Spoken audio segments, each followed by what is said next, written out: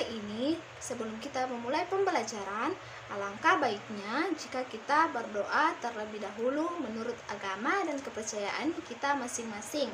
Siapa yang ingin memimpin doa? Saya, Bu. Ya, silakan, Nak. Marilah kita membaca doa. Berdoa dimulai. Bismillahirrohmanirrohim. Amin. Amin. Nah, anak-anakku sekalian, di sini ada yang tidak hadir. Hadir semua, Bu. Ya, oke. Nah, pada hari ini kita akan belajar tentang tema 4, yaitu berbagai pekerjaan, dengan subtema 3, yaitu pekerjaan orang tuaku. Nah, anak-anakku sekalian, di kehidupan kita sehari-hari berbagai banyak pekerjaan yang dapat dilakukan, seperti contohnya yaitu menjadi seorang guru, polisi, pilot, dan masih banyak lagi pekerjaan yang dapat dilakukan oleh orang dewasa. Nah, anak-anakku sekalian, dalam buku kalian pada halaman 95 terdapat cerita. Nah, Ibu mau bertanya,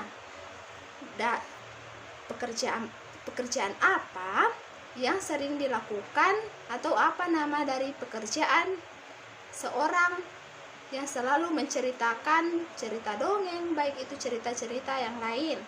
Ada yang tahu? Saya, Bu. Ya, silakan, Nak. Pendongeng. Ya, betul sekali yang dikatakan temannya. Namanya yaitu pekerjaannya namanya yaitu pendongeng.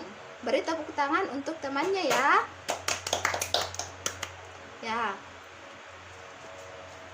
Anakku, silakan buka pada buku kalian pada halaman 96 terdapat cerita yaitu tupai dan ikan gabus. Nah, siapa yang ingin membacakan cerita ini?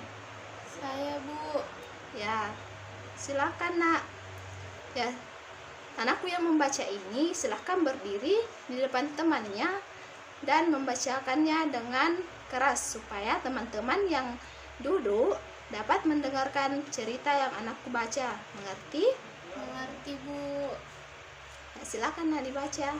Tupai dan ikan gabus. Dahulu kala hiduplah sepasang sahabat di daerah Kalimantan Barat. Mereka adalah seekor tupai dan seekor ikan gabus.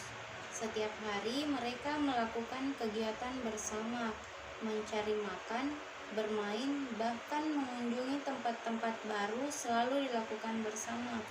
Suatu hari, tupai tidak melihat gabus, sahabatnya. Ia mencarinya ke tempat biasa gabus tinggal. Saat bertemu, tupai sangat kaget. Gabus terlihat lesu. Ternyata ia sedang sakit. Tupai sangat sedih. Ia menawarkan makanan untuk sahabatnya, namun gabus tidak berselera makan. Gabus hanya menginginkan satu jenis makanan yang diyakininya dapat menyembuhkan penyakitnya.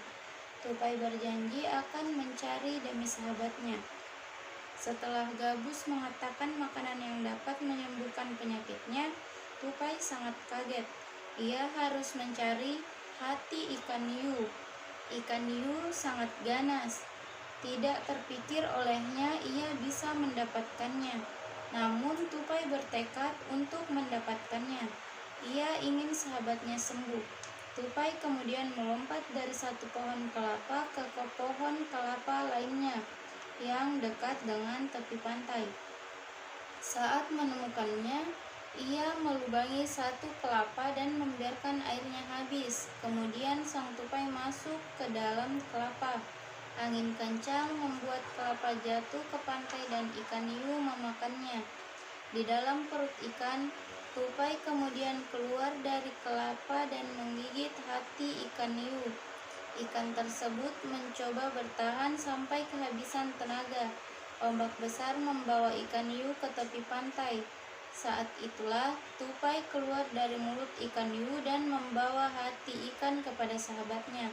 Sampai di tempat ikan gabus, tupai kemudian memberikan hati ikan hiu untuk dimakannya. Beberapa hari kemudian, tupai melihat sahabatnya segar kembali. Betapa senangnya tupai melihat ikan gabus sehat seperti sedia kala. Ya, beri tepuk tangan ya kepada temannya yang telah membacakan cerita ini. Ya. Nah, anak-anakku sekalian, Ibu mau bertanya. Pertanyaannya, apa judul dari dongeng ini? Tupai dan ikan gabus, Bu. Ya, betul ya. Nah, judulnya itu Tupai dan Ikan Gabus. Nah, pertanyaannya selanjutnya yaitu siapa tokoh yang terdapat di dalam cerita dongeng ini? Siapa yang tahu? Saya, Bu. Ya, silakan nak. Tupai, ikan gabus, dan ikan hiu. Ya, betul ya. Beri tepuk tangan untuk temannya.